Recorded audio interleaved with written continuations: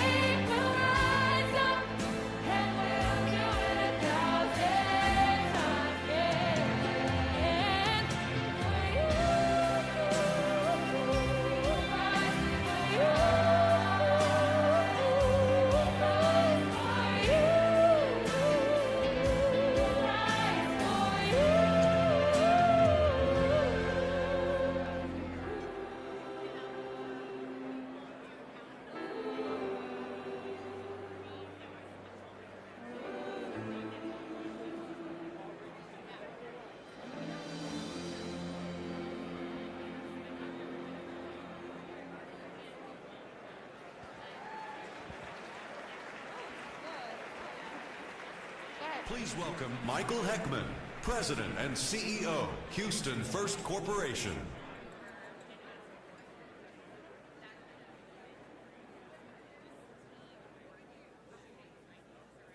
Good afternoon, Houston.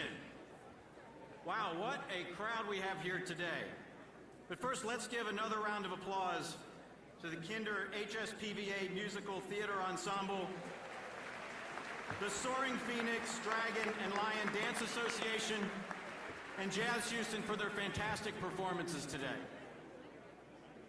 Let me officially welcome you to the 2021 State of the City Address by Mayor Sylvester Turner, which I think if you look around you can see is completely sold out today, with 1,400 of you in attendance. It's truly an honor for Houston First to be able to host this event that's so important to Mayor Turner and to our city.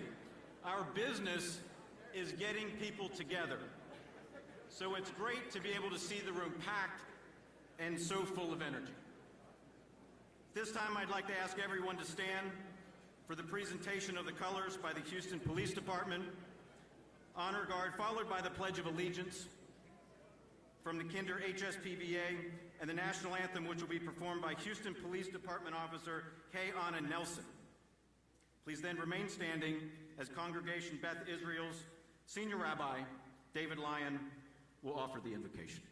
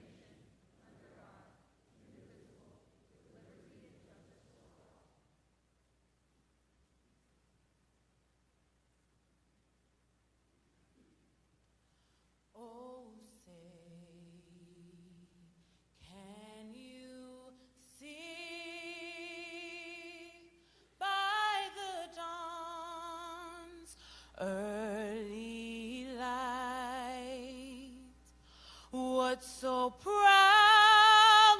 we hail.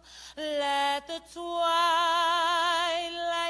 last gleaming, whose broad stripes and bright stars through the perilous fight, o'er the ramparts we watched, were so gallantly streaming, and the rocket's red glare, the bombs bursting in air, gave proof through the night that our flag was still there.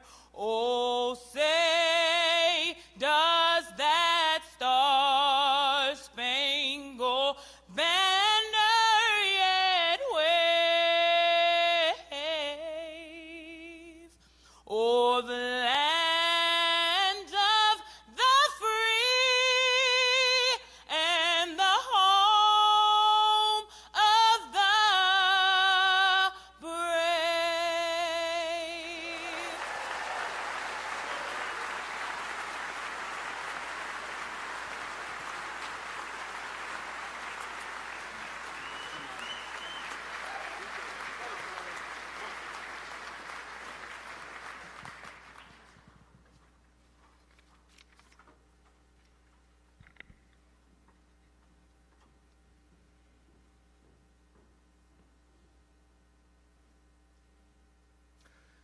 Signs of a great city are reflected in excellent schools, fine hospitals and care facilities, extraordinary cultural arts centers, plentiful housing, beautiful parks and green spaces, all set among caring neighbors. These are among the necessities that support individual and family life, that secure our well-being and give hope for a promising future. Bottom line, the city of Houston has it all. Friends from afar will often ask, and those who are unfamiliar with Houston, they focus on humidity and mosquitoes, traffic congestion, and seasonal hurricanes. I tell them, I don't know what you're talking about. We do air conditioning better than any other city. To ease traffic congestion, every road is under construction. And after any major weather event, Houstonians come together. There's nothing we can't do.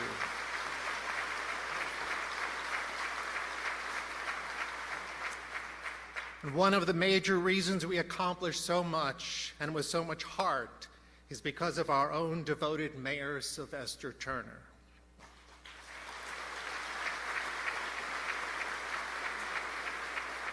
We also accomplished so much because of our own frontline and essential business workers who risk their lives and are ready 24/7 to serve the best interests of our city and of all Houstonians. Let's give them a round of applause and our deepest thanks.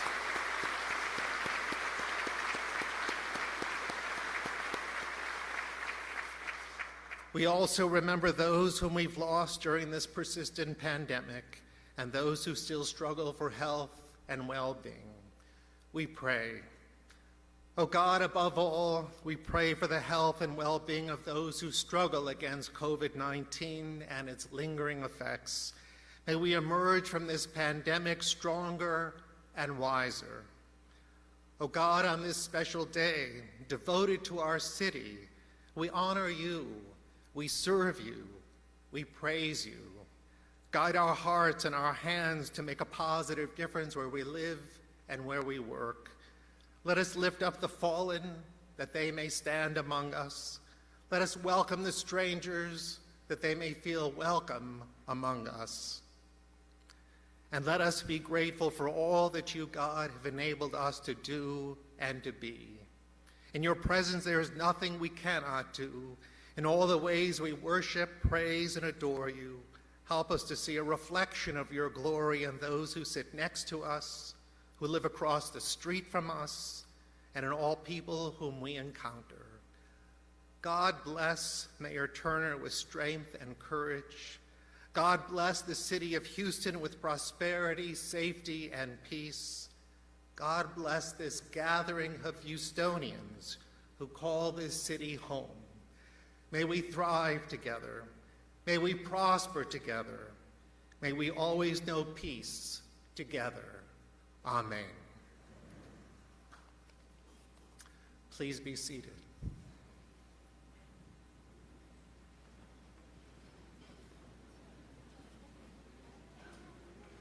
Thank you, Rabbi, for that beautiful invocation. We do have a busy program today, so please go ahead and enjoy your lunch if you haven't already. At Houston First Corporation, we're the destination marketing organization for Houston, which means our job is to sell, market, and promote Houston all over the world. And what better city to represent than Houston, Texas? My colleagues and I are passionate about the work that we do, and why not? Houston is diverse, dynamic, and friendly. In short, we are the future. We accomplish this through leisure tourism, attracting major events and conventions. In fact, just this December, we will have the World Petroleum Congress here in Houston, one of the very few global energy events that will be held anywhere in the world this year. We also work on generating public relations and landing TV and film projects. In fact, you may have heard that right now, Emmy Award-winning TV show Top Chef is filming here in Houston for their entire season 19. In addition to the economic impact that we will receive from that show will give a window into celebrating Houston's culture and diversity. More announcements are coming soon for TV and film, so stay tuned. In addition to that work, on behalf of the city, we manage operations at the George R. Brown Convention Center, Jones Hall, Wortham Theater Center, Miller Outdoor Theater, and next summer, we will open the brand new Lynn Wyatt Square for the performing arts in the theater district. That is a broad scope and an awesome set of responsibilities. But what we do is create value for our community. Our biggest test came when COVID hit, like many of you here, and we had to reset and develop a new set of strategies to battle to get to the other side of the pandemic. I am proud to tell you that the strategies that we put in place and the way that we executed against them have worked. Thank you to the leadership of Mayor Turner. We recovered quicker than our competition. The mayor, in my view, was the #1 mayor in the nation for balancing public health while still moving the city forward. And for that, we are very, very grateful. This year, we hosted over 50 conventions and meetings and secured major recognitions like a spot on the Time 100 Places to Visit list. Just like Houston's resilience that we'll talk about today, next year will be a blockbuster with more than 30 major conventions booked and bright and exciting initiatives, including further building and enhancing Houston's brand. Our job is to make sure that everyone in the world knows how amazing of a city that we know Houston to be. None of that would be possible without our board of directors and our board leadership. David Mintzberg is well known in this community, and for good reason. Over decades, he has given his time to numerous causes and things that many of you are aware of.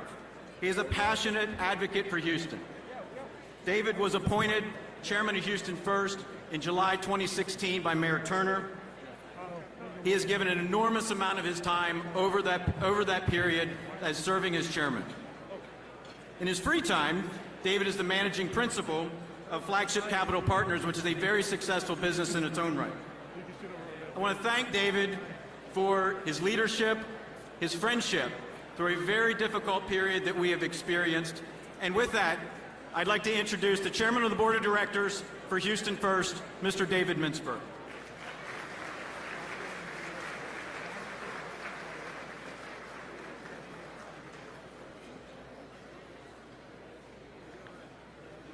Good afternoon, everybody. Shh. Thank you so much. Michael, thank you, and let me extend my welcome to everyone here today. My original note said 1,350 people. Cindy Clifford has already corrected me on that we are close to 1,500 people here today. Wow.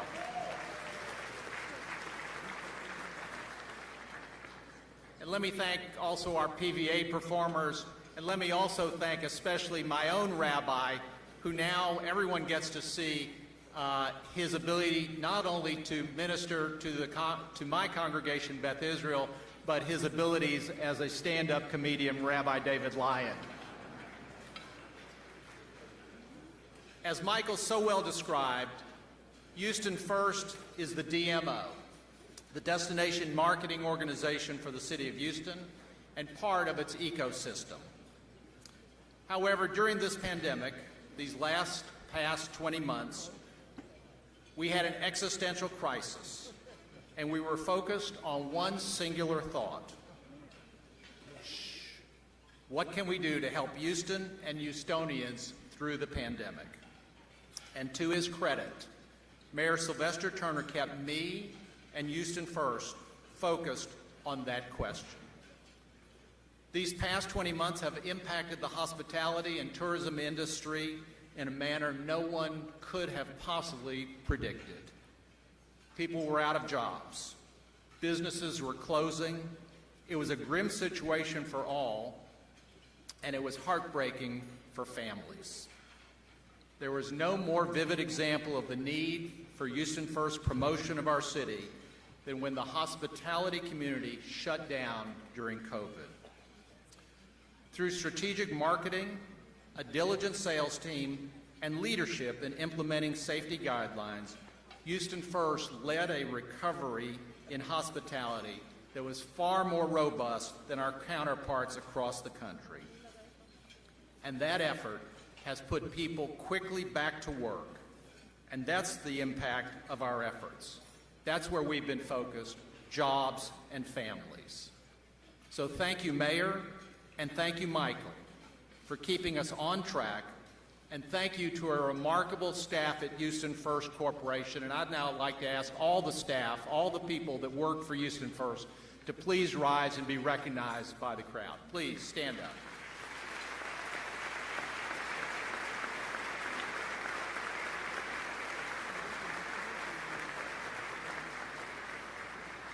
And now I'd like to ask my colleagues on the board of directors of Houston First Corporation, who work so diligently on behalf of Houston, to please also stand up and be recognized. I see several of them right over here. Please, back there.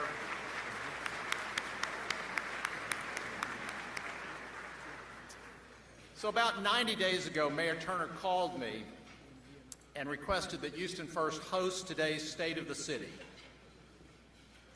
Now, 90 days is not a lot of time, but my only concern wasn't the timeline or the production capability.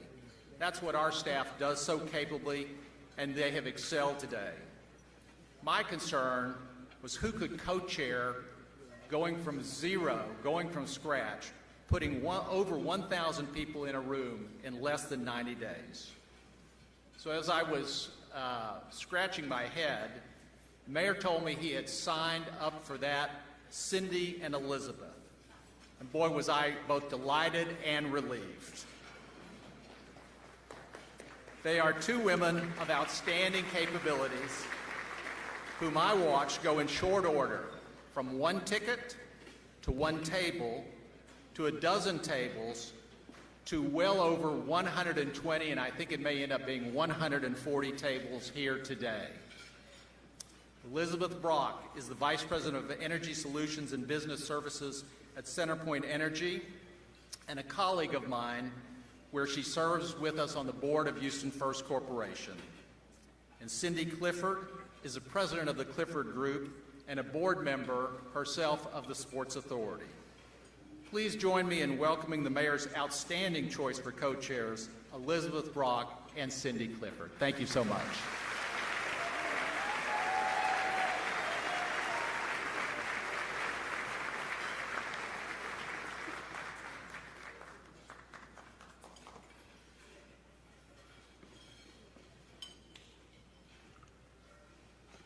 Thank you, David, for your kind remarks.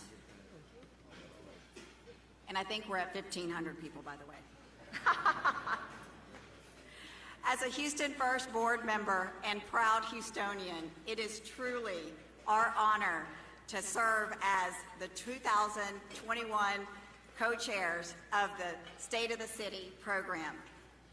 We are truly grateful for each of you gathering here today to support our mayor and other local elected officials who have dedicated their lives to serving Houston. The main objective of today's address is to update you on key strategic imperatives that will ensure that our businesses and communities continue to flourish and thrive.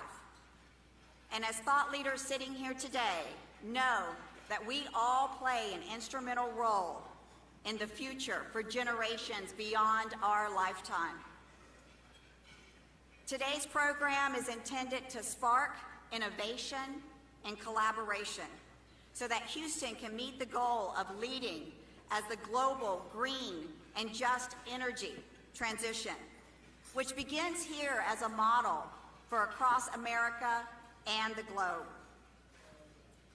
A consistent message that we are receiving from Mayor Turner is that we are building for the future, and we must do it now. That's why we are excited to present Mayor Turner's Resilient Now strategy, which is a master energy plan comprised of several interconnected initiatives, which include building a strong, resilient city, meeting our sustainability goals, and creating equitable communities. You see, these imperatives are the foundation for Houston to continue to be the energy capital of the world. To demonstrate Houston's commitment to build a brighter and more resilient future for all, please join me in viewing a short video, Houston Resilient Now, just to give you a glimpse of the collaboration that is taking place to best serve Houstons.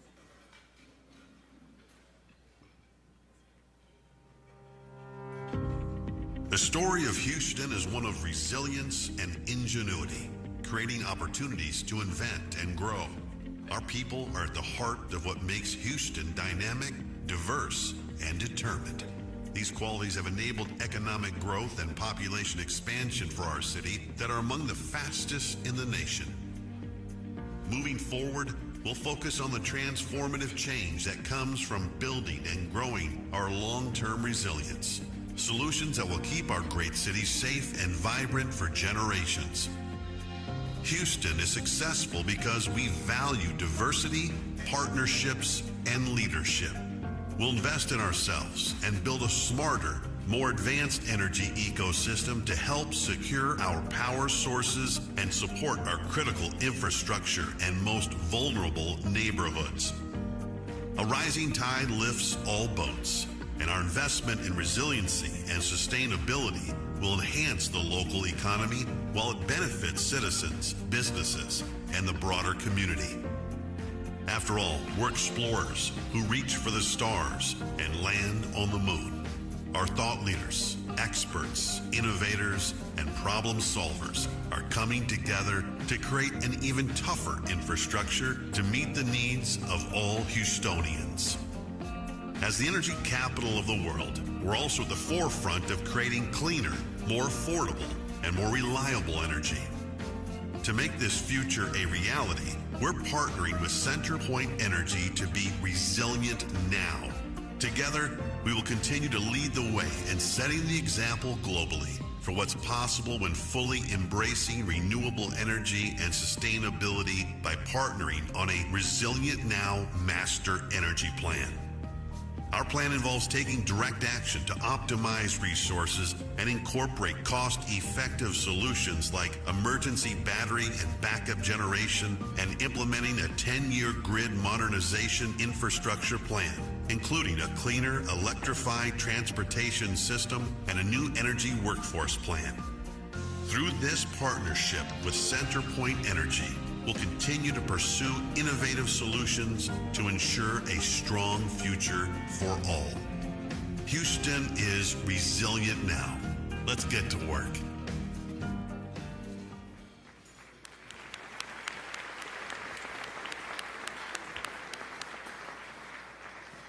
When Mayor Turner called Elizabeth and me 90 days ago and asked us to serve as co-chairs of this, we realized, as David said, it was a daunting task. Daunting. But like everything, we got to work. And we're so pleased that when we called you, emailed, or texted the corporate community in this room, you said yes. And I would take me all day to list all the sponsors, but I'd certainly like to recognize our top sponsors. First, our presenting sponsor, CenterPoint Energy, the Greater Houston Convention and Visitors Bureau. And I'd like to take a moment to recognize, as David did briefly, the hospitality community. I cannot begin to tell you what they are the center of resiliency in my mind. They have lasted through 18 months of real challenges. If you are in the hospitality industry, will you please stand? Let's all give them a round of applause.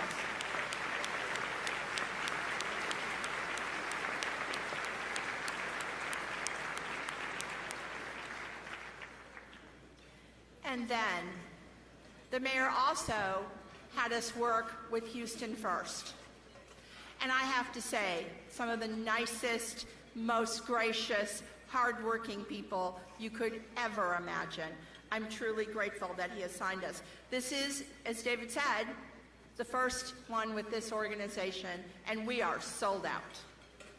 I'd also like to recognize our platinum sponsors, which are American First National Bank, AT&T, Cigna, Comcast, Entech, Kelsey-Seybold, Perry Homes, and S&B Infrastructure. As I said before, there are several dozen gold sponsors, and if I read them, we'd be here until Friday, so we won't. But they're in your brochure or in your program. Lastly, but not least, Houston was one of our 4 cities that participated in a satellite viewing of the James Beard Foundation Awards. This is a very big deal. Broadcasted internationally, and our next video, Celebration of Culture, is headlined by Demola, the violinist, and accompanied by the Houston Ballet. It's a very short video, but please continue to visit and enjoy your lunch. We are a kingdom united by our ancestors.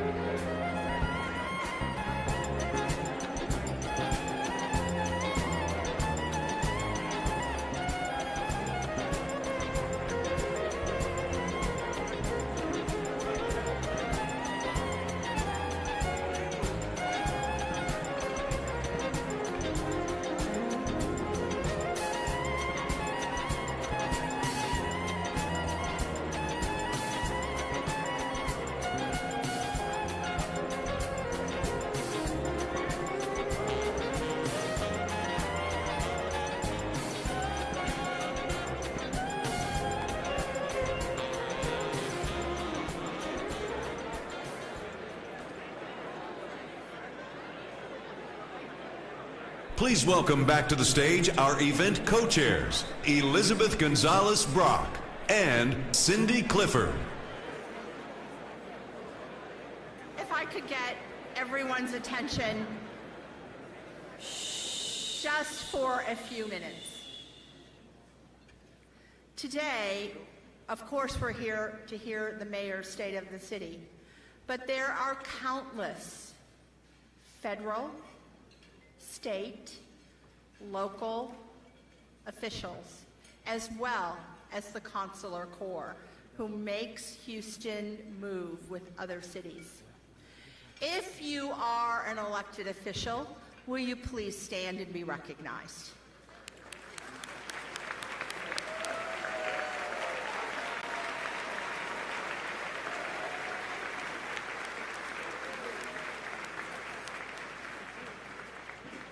Thank you for being here.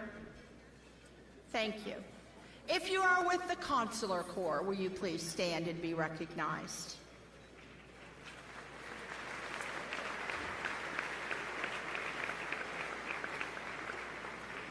When Elizabeth and I first got this volunteer job, we decided we would commission a video that would capture who this mayor is. And we did that, I believe, by the incredible work of the Story Hive as well as Mary Benton.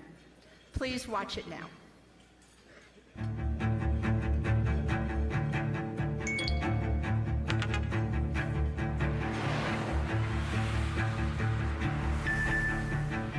I get up, I do lay what I'm going to wear the night before, so that's all set. I turn on the television. I watch several news stations that morning. I try to have a mask that matched the color of the suit. I like being somewhat color coordinated. I try to work out a little bit. Reading is helpful. I do some writing. Quite frankly, I derive my energy from the people themselves.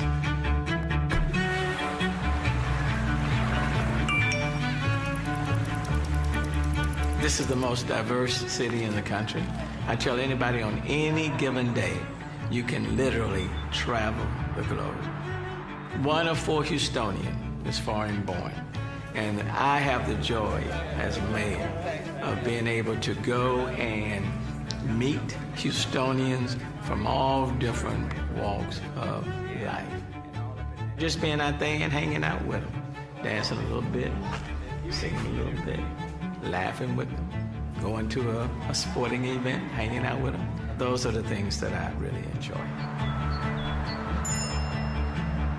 I've been mayor of any city. It's all about results, getting things done. The more ribbons that you are cutting, that means more projects that are getting completed. It's one thing to talk about it, but people want to see the shovels turning, and then they want to see the construction completed. Houston has continued its transformation into a destination for innovation and entrepreneurship. Now, when I came in as mayor back in 2016, I said I didn't want to be the mayor of 2 cities in one, city of have and have-nots. Complete community is about focusing on those neighborhoods that are in need of more investments, more revitalization, more affordable housing and mixed-income housing, good quality neighborhood schools, economic, business, job opportunities, parks and green space.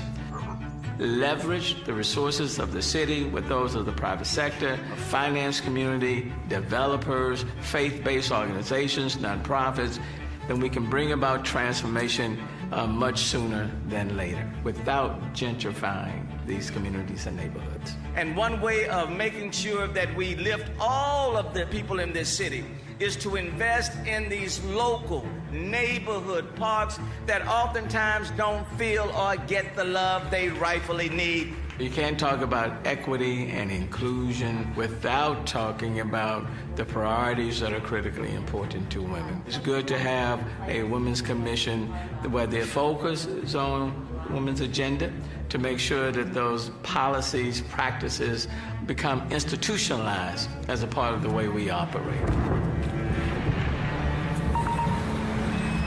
Being mayor is about managing this city. You manage those things that you can see, and plan for. And then at the same time, you have to manage events that you cannot foresee. What I've learned from each one of those is that providing people with correct factual information is important. Being out there so that they can see you, talk to you, that's important. And then letting people know steady as she goes. Regardless of the crisis, regardless of whether it's social, civil unrest, pandemics, or a storm, we are going to get through this. But we have to stay together. And then, you know, late at night, for example, I don't want to see anything or watch anything on television that's serious. I look for something that's funny. I like to go to bed on a happy note. Look, I enjoy my job every single day. Disasters and all. It's been the best gig.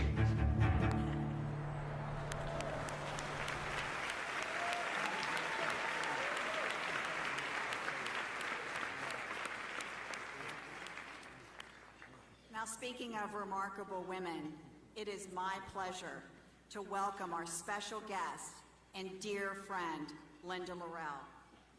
Linda is a two-time Emmy Award-winning journalist and formerly Houston KPRC Evening News anchor. She kept us informed about developments for nearly 2 decades.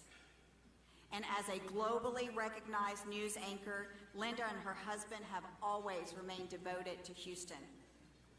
And because of the Linda Laurel Scholarship Fund, hundreds of first-generation graduates have earned their higher education degree. And Linda, as a first-generation graduate myself, I know firsthand the exponential impact when we commit to offering a higher education for all to succeed. So thank you for being a constant inspiration to me and to all of us in Houston. So let's give Linda a warm welcome.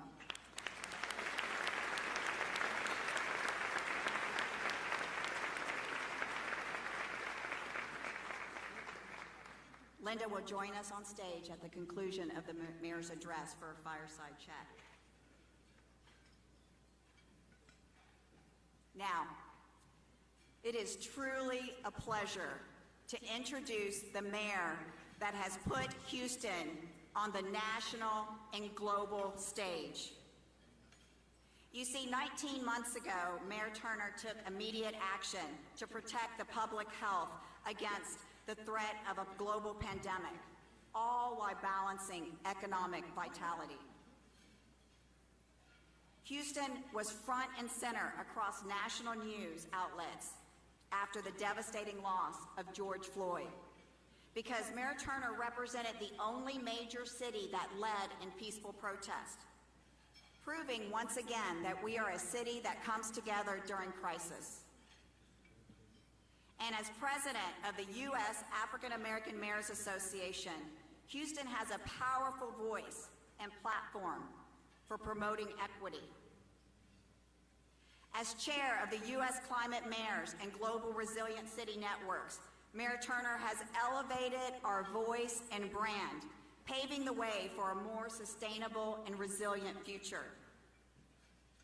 You see, it takes a visionary with significant knowledge of the business community and operating as a consensus builder to solve for the shocks and stresses that we face and that we will continue to face. And in light of the announced net zero pledges that governments, corporations, and communities have made, he acknowledges that we need new operating models and infrastructure will be required. Mayor Turner recognizes that the challenges we face also present us with enormous opportunity. So please join me in thanking and welcoming Mayor Sylvester Turner for his commitment to serve all of Houston.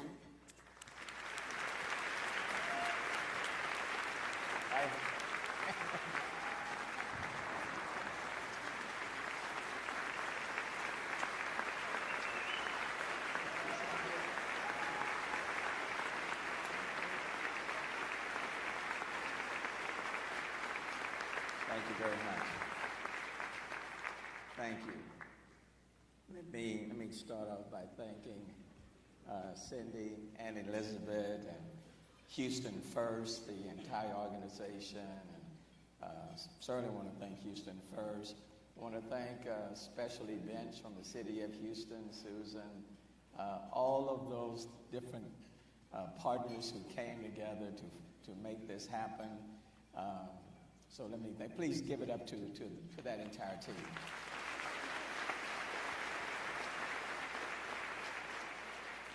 To members of the Council of Corps, and I'll see many of them this coming Saturday evening at the Council of Ball.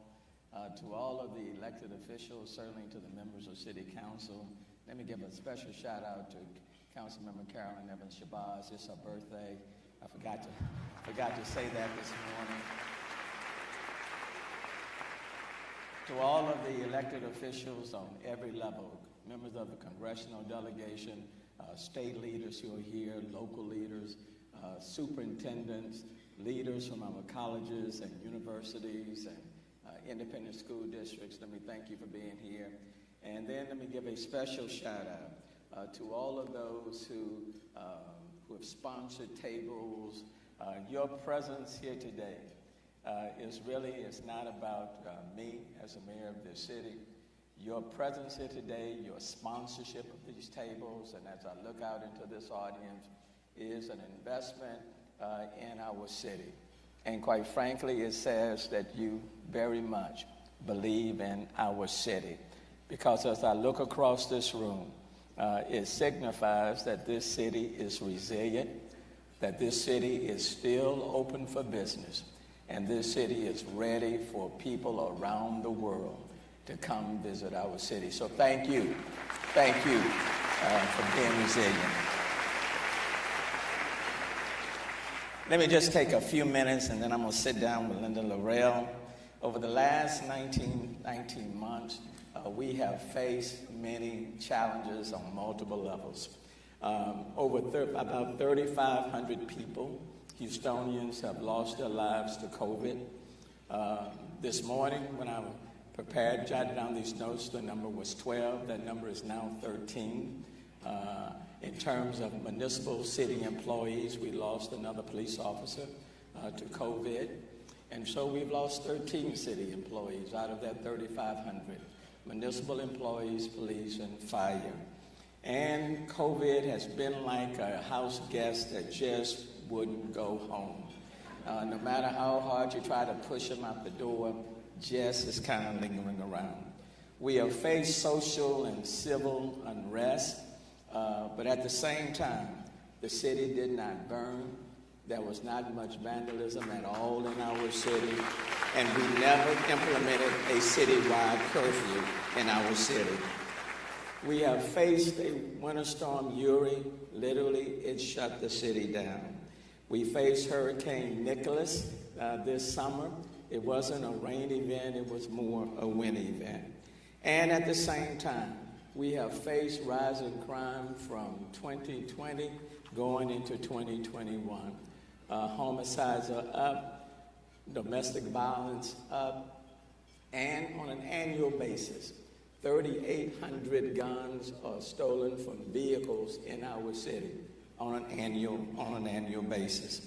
So we have faced multiple challenges, but at the same time, this city has proven to be resilient and we push through.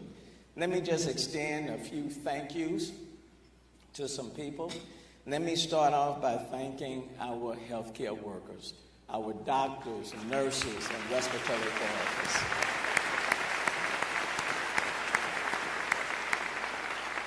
Let me thank our frontline responders, police, fire, EMS, and a group that's oftentimes overlooked. Let me thank our grocery store workers, cashiers, stockers, truck drivers. Let me thank those people who drive our buses and our transit systems. Let me thank the metro bus drivers and transit workers. Let me thank our educators, principals, teachers, cafeteria workers, janitors, bus drivers.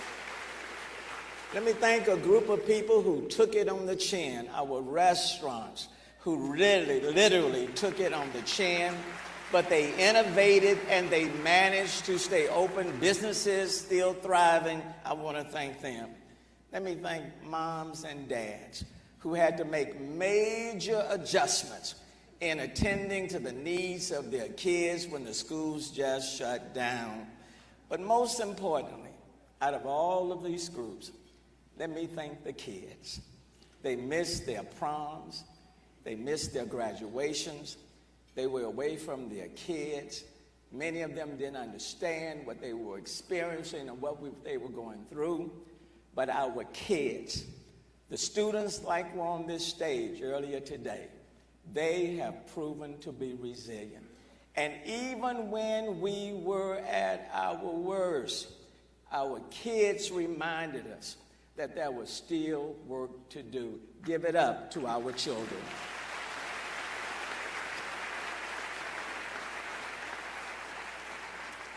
And despite our challenges, we did not stand still, and in our city, we did not turn back. The city of Houston, city council members, we balanced two budgets, June of 20 and June of 21. We never laid off a single person, and in part that was due to President Biden's administration, members of our congressional delegation, for the federal dollars, the CARES funding, the ARPA funding that was provided. So I want to thank the members of Congress and the delegation for standing up for the city of Houston and helping their city out. Please give it up to the congressional delegation. Our Resilient Houston Plan and Climate Action Plan and our complete community initiatives have gained even more momentum. Innovation centers are literally exploding across our city. The spaceport with Axiom Space and Intuitive Machines, Collins Aerospace, they are building this ecosystem, this aerospace ecosystem at the spaceport at Ellerton Field. 1,300 jobs are coming to the city. And while today we're talking about people flying into space, they're looking at building the first space station coming right here from the city of Houston. TXRX started off as 10 to 12,000 square feet, and just last year, we cut the ribbon. It's now 300,000 square feet, where the focus is on innovative manufacturing and technology. The Ion will soon open. Started off as just a small thought, and now it will be a leading component in terms of our innovation hub.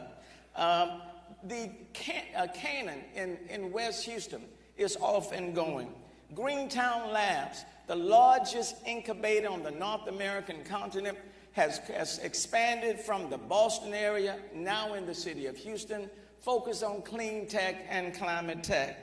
TMC, the Texas Medical Center, already the largest in the world, is now even seeking to expand. HPE, Hewlett Packard, and NRG have now relocated their principal headquarters to the city of Houston. And over the last 19 months, we never shut down residential and commercial construction. And as a result, we opened the doors to Houston Botanic Gardens. The Museum of Fine Arts is another destination venue for our city, completing a major $450 million capital expansion, and if you haven't seen it, you need to see it. Memorial Park is now an urban oasis. The Houston Open debuted last year, and next month it will be the place to be. Anime Missouri and Compapalooza drew record crowds this summer. The downtown post office, the old one shut down, is now being reimagined. And now there will be restaurants, innovative workspace, a garden on the rooftop, a hotel, and it's taken off. Sunnyside, a low-income community, a landfill that was opened in the 1930s, closed under protest in 1970. It left 240 contaminated acres, pulling down Sunnyside for the last 50 years. The city is now working with energy companies. We are reimagining that space. It is now planned to be the largest urban solar farm in the country, enough power to generate 5,000 homes, take out 120 million pounds of emissions, pour an investment of $70 million, create equitable and green jobs, and lift up Sunnyside and transform it for the better. The Top Chef will be filming now in the city of Houston. And there is talk now of building the largest sound stage in the city, in the country, where we can say to Atlanta and LA and New York, you are the Hollywoods of yesterday. Look out, the city of Houston is on its way.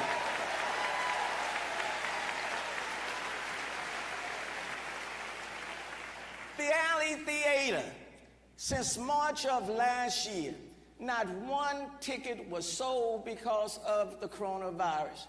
The employees, the staff took a 10 to 15% reduction in their salaries.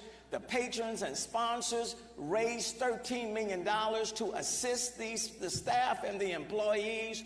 And last Thursday, they opened on their 75th season, partnering with the ensemble, and now they have said to the rest of the city, the show must go on. The Astros, they carry the city of Houston. The Astros carried the city of Houston on their jersey, on their bats, and their gloves during Harvey, and now again, coming at the end of 19 months of COVID, they have said to the Chicago White Sox, not your turn, and they will be saying to the Boston Red Sox, not your turn. Houston is on the rise one more time.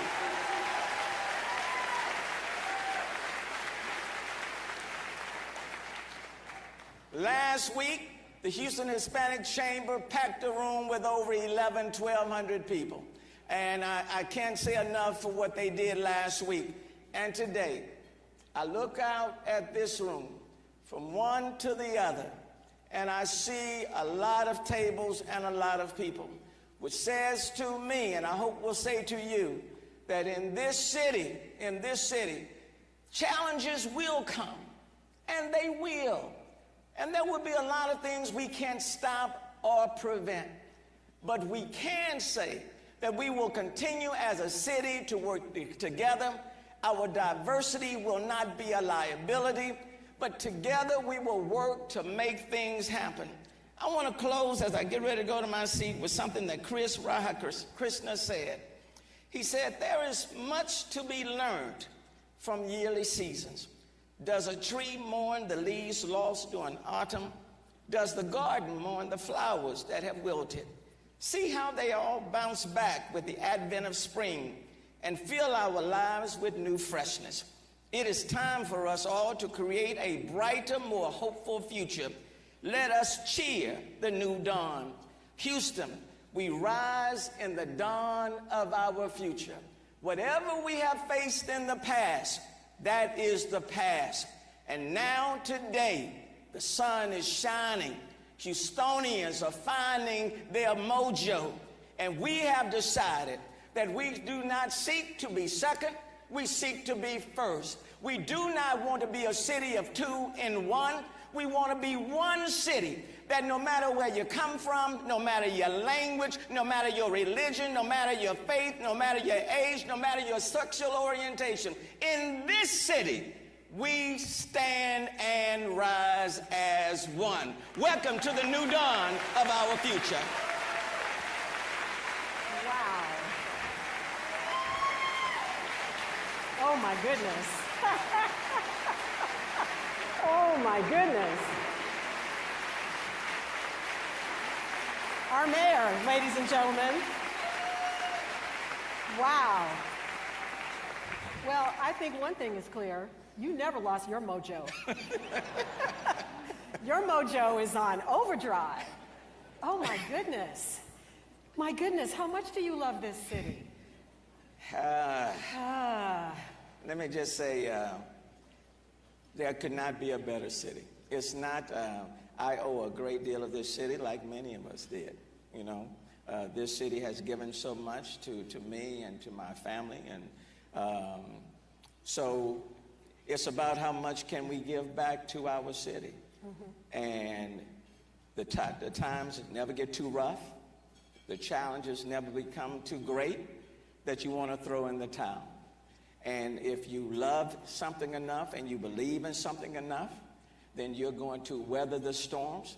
And you don't just see the storms, but you see the rising of the sun. Right. And that's the way I look at it. Well, I love yes, that, please, why not? I love the theme of today. We rise. Always rise. And we have had a lot to rise from in the last, as you said, 19 months, from floods and all kinds of weather events and hurricanes and, you know, extreme heat. Yeah. And so when you look at all of this, and I'm thinking now about we just went through the 4th anniversary of Harvey, right? The end of August, and I remember in council meeting you said, we are much better prepared now Yes. than we were 4 years ago. So I want you to elaborate a little bit on that and tell us why you feel so strongly about that and what is yet to be done. That all of the money that went for Harvey relief and the rebuild, et cetera, a lot has been done. There's still construction going on. So tell us more about what has happened and then what there is yet to do. And we're in a much better position than we were during Harvey. We are not yet where we want to be or need to be, but we are much better. In terms of our assets, our water equipment, training, Chief Pena is here from the fire department. He will tell you that the fire department and the police department, Public Works, Carol Haddock is here, Chief Fenner with the police. In terms of our assets, we are much better. I remember during Hurricane Harvey, we were looking at taking assets from one part of town to try to shift them to another part of town, but it was raining all over town. Right. So that made it much more difficult. Now, today, we have assets where we can deploy in all the different quadrants, where we're not having to just pull from one area to another. We changed the ordinance. We are building higher. You know, we don't allow you have to build 2 feet higher if you're in the floodplain. And at the same time, we're very resistant to just building in the floodplain, in the floodway, because there's no use building money for failure when you know that homes are housing will flood if you put them there. So we're doing things differently. We have acquired 360 additional acres for regional detention, so that's within our bailiwick. We have bought out various of areas, facilities where we know are prone to flood to take them out. The city's 4 major hazard mitigation projects, Kingwood, Mayor Pro Tem Dave Martin is here. We are moving forward on that. We've done a lot of dredging at Lake Houston, San Jacinto, so we've done that. In the Inwood area, that project, the Inwood Forest Golf Course, some may be familiar with it, Councilmember Peck, that's her area. We're turning that into a major detention system. With respect to the North Canal, that's the largest stormwater project. We're moving forward in the kind of engineering phase on that, and that would take that lower part of downtown, the Heights area, that White Oaks area, and that would have to make things better. Project Braze, with respect to Buffalo Bayou, that project is well underway, probably will be completed next year. In the west side of town, for example, working with TERS 17, major detention area. In the Westbury area, I know Vice Mayor Pro Tem Castak Tatum is here. We have acquired the old Shell facility, 13 additional acres for added detention. So there are a number, we put in green stormwater and incentivizing to do those type of things. So stormwater? What is structures, using parks, for example, green on that end, but in terms of the actual infrastructure, stormwater projects. Okay, so we are focused on that. There are about 142 projects by the end of next year that will be completed. So we're in a much better position than we were during Harvey, but we are not yet where we need to be. And these projects take... What's the biggest thing that has yet to happen that you're wanting to see happen at this point? All of those hazard mitigation projects, those are infrastructure projects, and they can range in terms of time of completion from 3 to 5 years. That North Canal project, that's probably like a five-year project. And then at the same time, we're certainly wanting, we want to get about $1 billion of the HUD mitigation funding on infrastructure projects. That's needed. And I do want to commend we're working with the county. I know Commissioner Garcia is here, working with them on the $2.5 billion that the voters approved for infrastructure projects. So there are a number of things in terms of infrastructure that we need. And then let me just say this, since the congressional delegation is here, the bipartisan infrastructure bill is certainly needed. Yes. And so we need that. And the Build Back Better bill needed. So that's a lot of infrastructure dollars that we can utilize right here in the city of Houston. But in terms of the local funding, we've already invested about $780 million in terms of local infrastructure funding on drainage projects. So let's stay with infrastructure for a moment and talk about road construction, because it is everywhere. As you said, we really didn't lose a lot of construction during the height of the pandemic. So are we ever going to get all the roads? Well, get to a point where we don't have this much construction? Well, let me put it this way. Before I came into office, since I've been in office, people say the roads are bad. Well, if you don't fix them, they stay bad. And then when you start to fix them, people say there's road construction everywhere.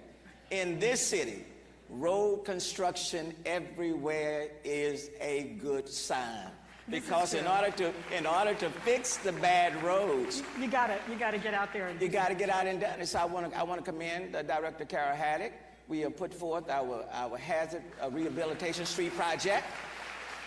And so what I said when I came in office the second term in January, that we wanted to fix up the street. We wanted you all to see a noticeable improvement by the time I left office in December of 23.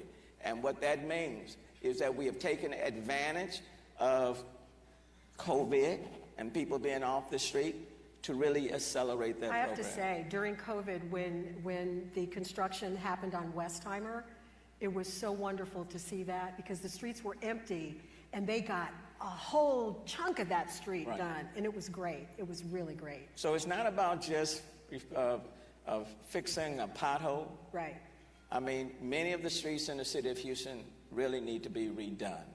And if you're in the, for example, if you're driving and you can't drink a cup of coffee without it spilling over, you know. I think we've all been there. You got a problem, and people don't want their tires to be ruined because the streets are bad. So I will be honest and open with you. Yeah, you're going to see a lot of construction, you know, over the next couple of years. But it means we're moving in the right direction. It does mean that we are responding to the needs. To what we are hearing, what we are seeing, and we want the roads to be much, much better. In your remarks just a moment ago, you talked about balancing two budgets. Yes. So I want you to go a little deeper and tell us how you managed to do that. Because the city had estimated a loss of $199 million over 2020, 2021, Correct. And even into 2022. Correct. And so how did you do that? Well, I said two budgets we balanced in 2021. Quite frankly, since I've been mayor, we balanced 6 budgets. All right then. Okay, and what I mean by that, for people who can remember, when I came in, we had a pension crisis. Yes, we did. Okay, yes, we did. That problem has been solved. And with respect to the budget last year, 2020 and 2021, it was bad. Quite frankly, things shut down. Sales taxes plummeted. There was nobody parking, so there were no parking fees. People were not going to the restaurants or going to the clubs, so beverage taxes went down. So it was tough. And literally without the federal support, the dollars that came in, that were made available by President Biden and the congressional delegation, we would have had massive layoffs. In the absence of those dollars, we would have had to lay off probably about 2,000 city employees. and it would have been very difficult to balance without even impacting police and fire. So we were able to do it. We've also added, recognizing that we're dealing with rising crime, we've added another cadet class. So there are now 6 cadet classes. When I came in, we always had at least 5. But this budget, we've added another 6. And then we've provided even additional dollars for overtime. We provided additional dollars for technology for our police department, ShotSpotter. We've done that. We are partnering with other law enforcement agencies.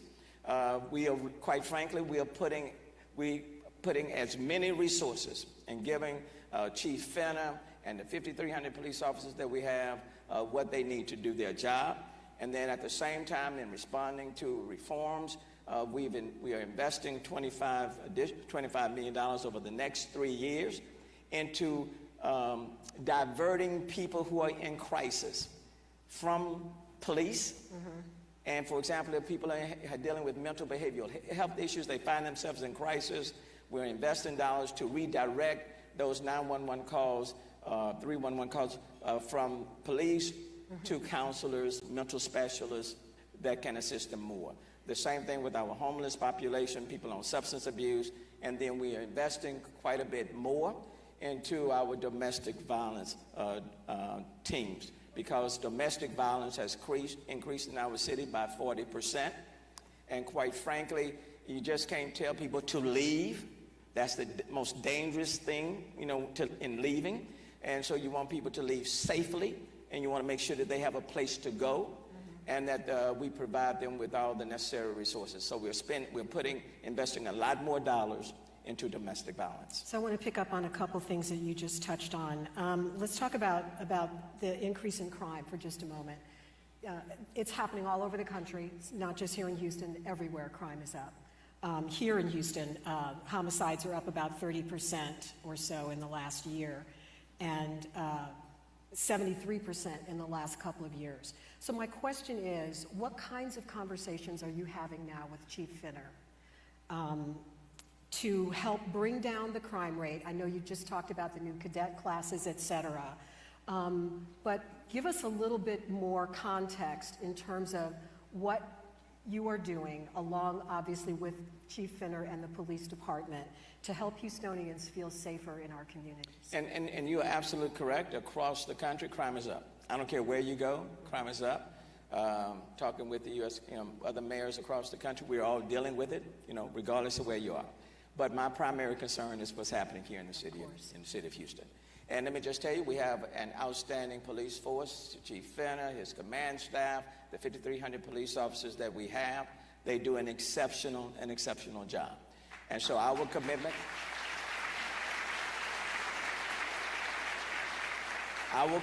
is to give them everything that they need.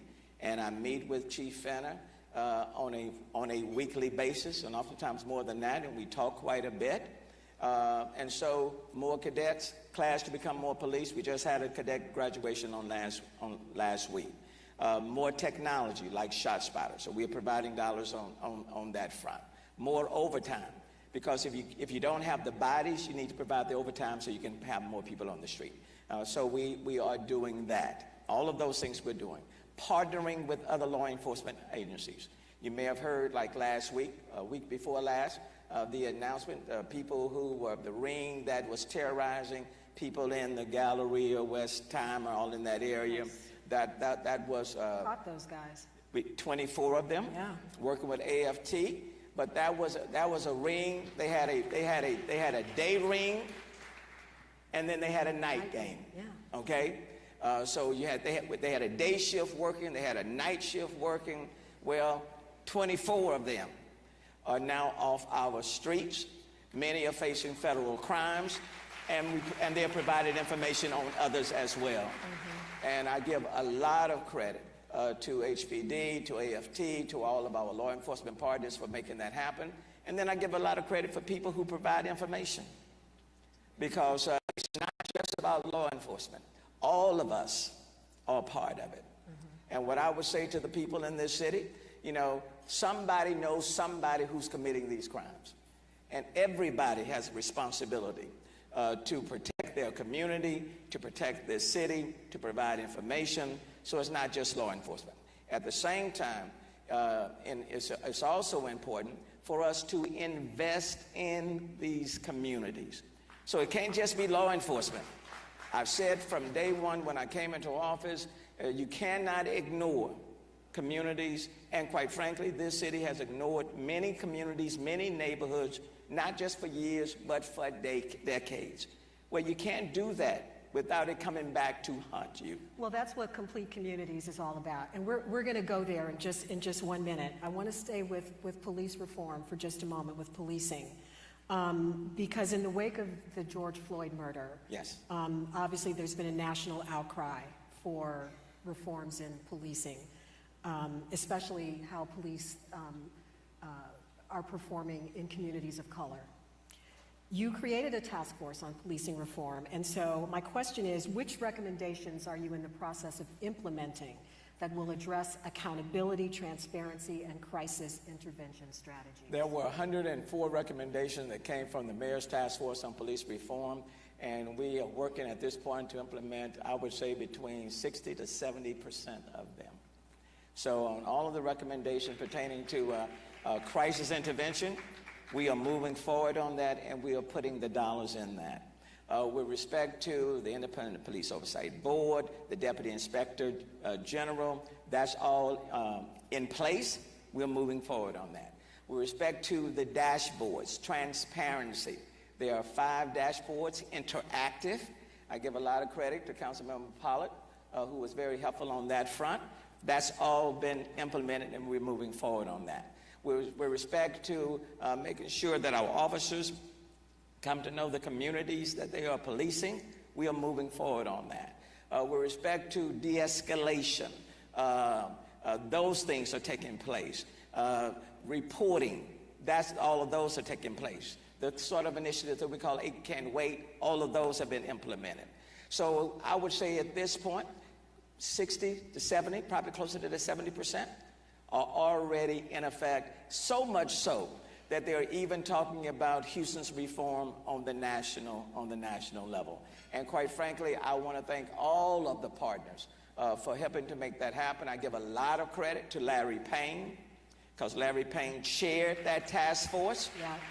And even with his health failing, and not at the very best, Larry Payne rose to the occasion. He epitomizes the theme for the day, you know, we rise. Always he rise. Rose up, and the city of Houston is better because, let me tell you, we work at our best when the police and the community are on the same page, working as a team, moving and fighting crime together. That's who Houston, that's who we are.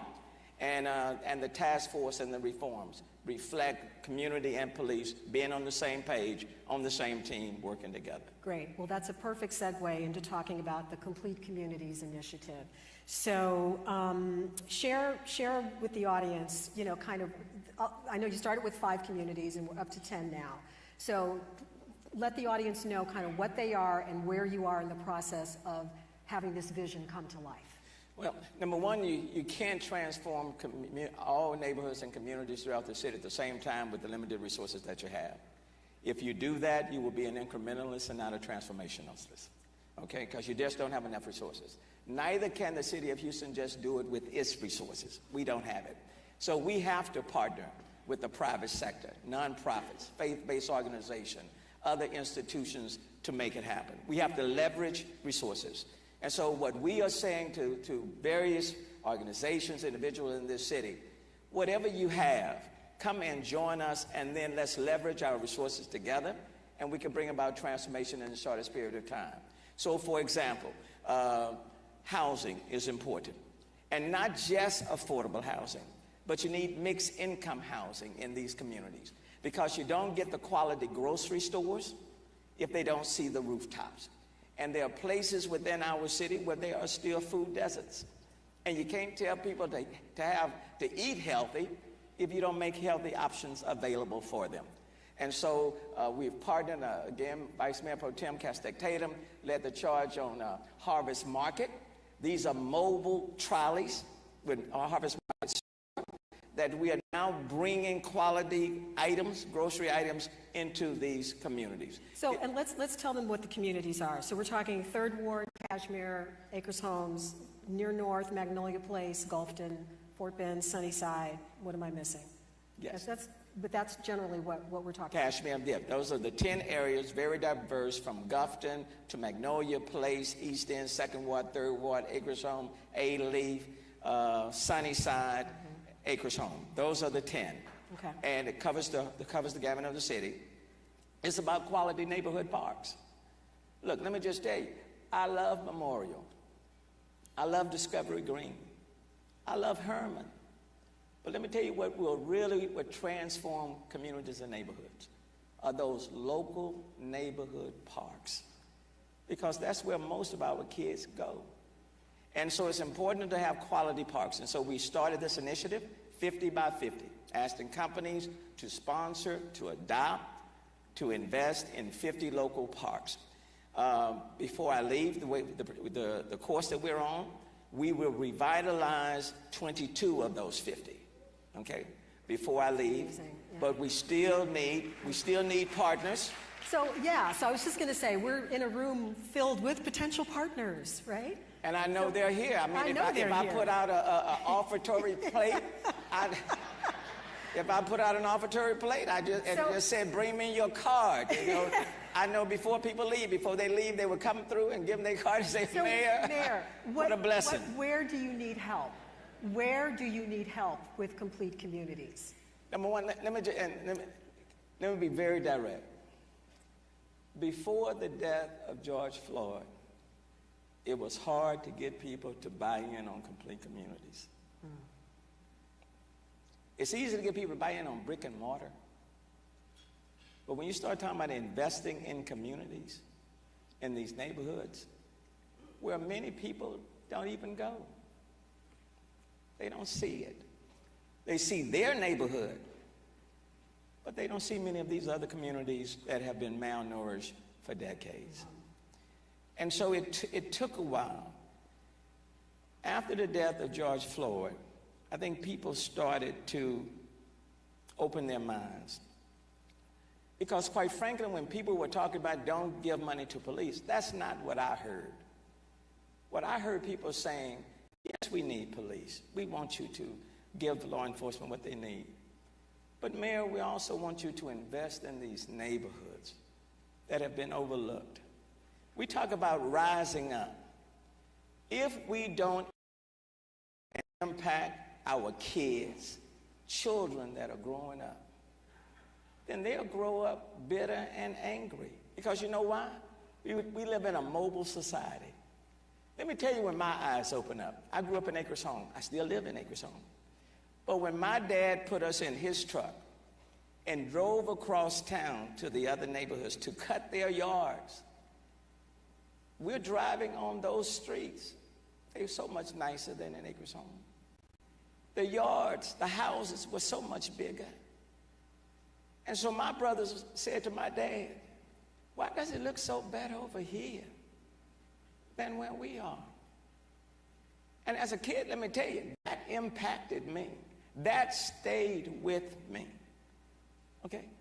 If you want a better future for everybody, then the kids have to believe that regardless whether they live in the East End, in Gulfton, whether they live in Sunnyside, that this city believes in them and is going to invest in them, such that when you're driving through or on a bus or on a train, the communities don't look so dramatically different. Now, culturally speaking, those are good things. The diversity, that's a good thing. Communities having personality, that's a good thing. But communities being less than, or not having grocery stores, schools that are not where they are, lacking economic and business opportunities, illegal dumping. You tell me the last time you found illegal dumping in some of our more affluent communities. People don't dump in some of these affluent communities. They dump in communities that are already burdened. Right. Because they feel as though they can handle that because My deal as the mayor of this city is no. No. We're going to rise together because one side can't rise and the other is still down. So we have to rise together. So complete communities is saying, you know, let's invest in our neighborhoods. Let's show people that we care before. We shouldn't need a death of a George Floyd or anybody else before we decide to do better. And lastly, on this point, what I would say to you, yes, the city didn't burn after the death of George Floyd. Yes, there wasn't much vandalism. Yes, 60,000 marched downtown and they went home peacefully. And we didn't have to have a curfew. And Houston has been blessed. Blessed if we continue to invest in all of our people. And just because it didn't happen then, it will happen next year or year after next. If that investment doesn't take place. If it doesn't take place, and if it doesn't take and so that's what's important. That's my focus. Right. Okay. Focus. And quite frankly, you just have to stay focused. You have to keep smiling. You have to keep asking. Because I know there are people in this room. There are people in this room that are going to join your Complete Communities initiative. But we know that, right? We know that. I mean, a lot of you are already here, but there will be more. Yes. So before we leave Complete Communities, I want to have a situation here. I'm wondering if you have seen, or if you're expecting to see, if you haven't already, a correlation to these initiatives.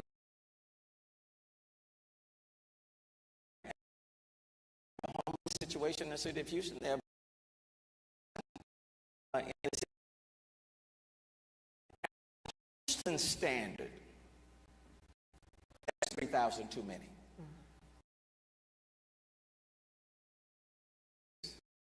San Francisco. By Houston standard is too many. But I will tell you, since 20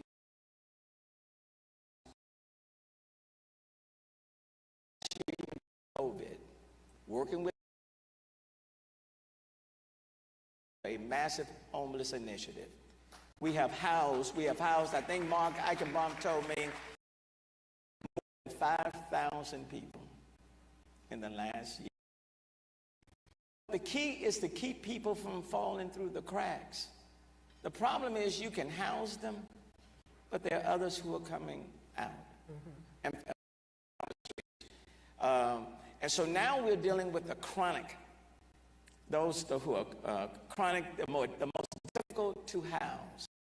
And you have to approach them 3, 4, 5, 6, 7 times. And not everybody can do that. It's a gift. Because you can, you don't care. Yeah. Okay? So you have to approach them with compassion. Some of them on the street because mental behavioral health issues, some is substance abuse. There are a number of different elements. And it's not just by providing people with a house or an apartment. Most of them require supportive wraparound.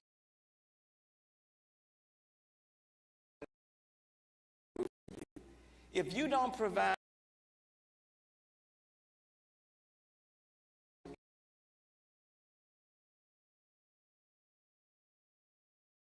this is what we have found a year later, 2 years later, 90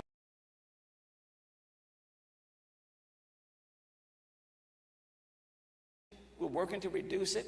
It is not easy. What we're lacking right now are units and the supportive services to move them off the street. Because you just can't say come and go. You have to provide them with those amenities and those services to keep them permanently housed. So since we're talking about housing, yes, I'm going to ask you about Monday, because Monday you withdrew your recommendation for a $15 million project using There's been a bit of a controversy about this. So I wanted to talk to you about it and get your thoughts on it, and have you say what you'd like to say. I appreciate the question. Let me just say this, because in all of what's been said, reported, a lot of things are not conveyed. People don't get it.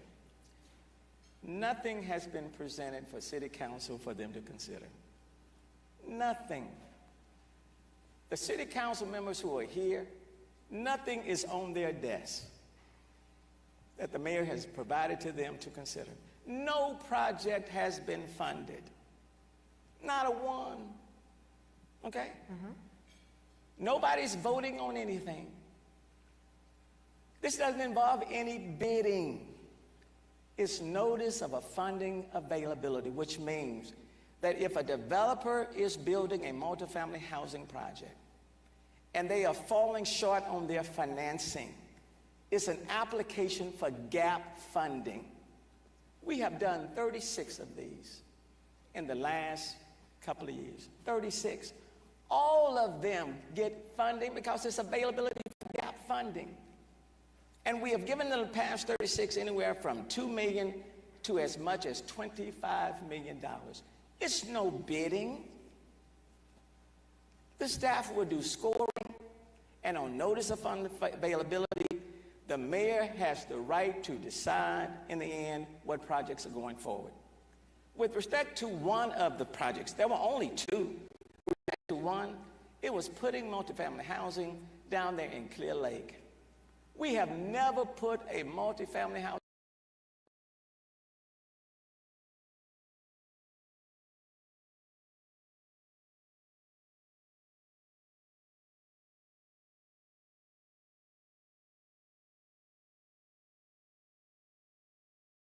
And so in this particular case, I am the mayor of the entire city. Not just one segment, the entire city. And District E is the only district where there has not been one. Now let me also say this, when I came into office, I knew I was going to be on a great deal of scrutiny. I withdrew from divested from all of my businesses. I did what most mayors have not done. All of my businesses, I withdrew. I have no financial pecuniary interest in any. I only withdrew that project on Monday because you can spend a lot of your time on things that you believe are true and right, and it diverts you from your larger agenda. I only have 2 years left. Only 2. So even though there's nothing, even though no project has been funded, even though I have no pecuniary interest, even though the person said nothing illegal, illicit, or fraudulent, I could end up spending my time fighting this, or I could simply pull it back and focus on my bigger agenda. And I have chosen to focus on my bigger agenda. And that agenda, I know, includes climate action. And this is going to be the last thing we talk about because we got to get everybody out of here.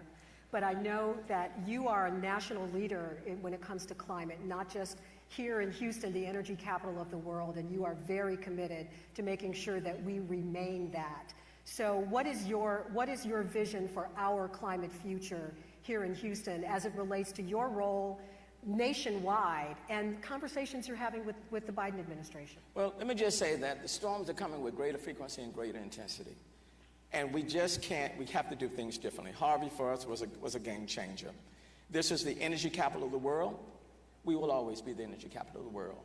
I don't run away from our energy companies. They have to make us who we are. And I'm proud to be the mayor where we have some fantastic energy companies that exist within our city.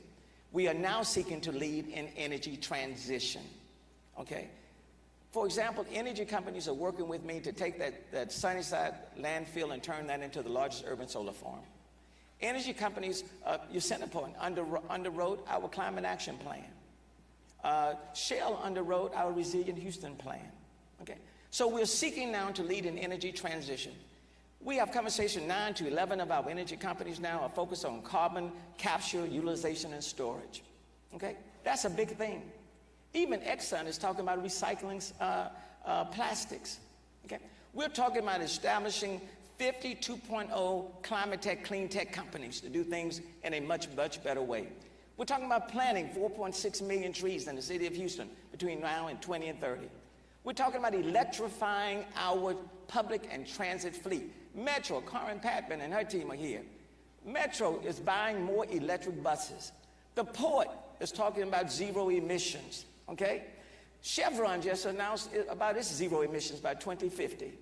So the climate action has 4 pillars: energy transition, electrifying our public transit fleet, building optimization, and recycling. We have the best recycling firm, company, plant, any place in the country, an integrated, automated, single-stream recycling material facility right here in this city, open under my administration, right here.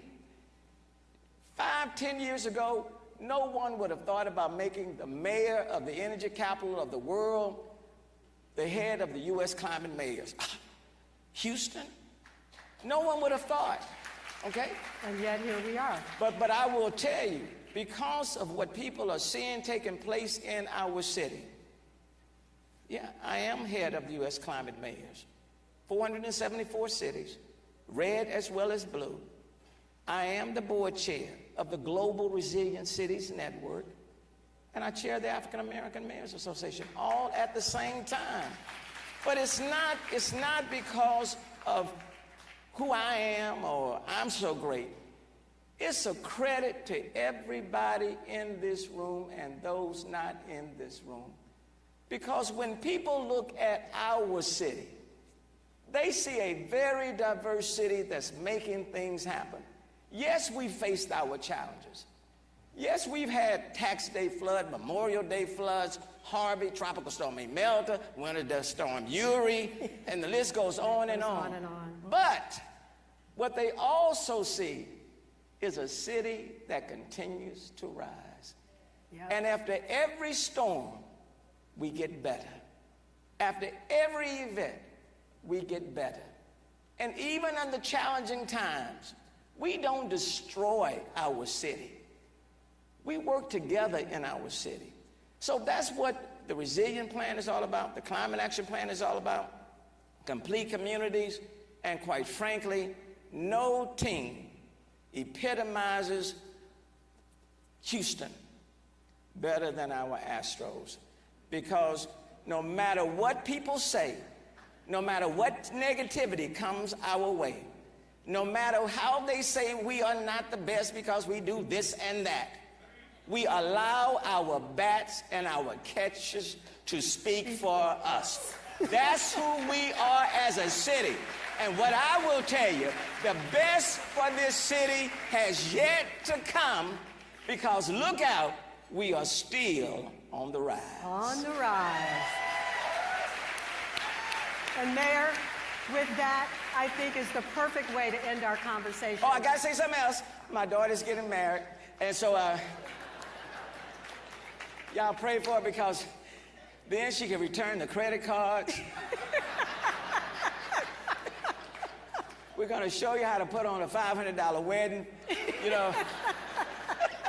For those who can't be there, we're gonna send you the Zoom information. You know? Mayor, just want to say it's been an honor to sit here and talk with you. And you are so right. This city is on the rise, as it is always. And it's a pleasure to have you leading our city. And your passion for what you do is palpable. So I was going to ask you to end by sharing with us what's in your heart. But you've already done that. Thanks. Please give it up to Linda Laurel. You have already done that. Ladies and gentlemen, thank you so much for joining us. We look forward to seeing you next year. Until then, please be safe and be well. Have a great day.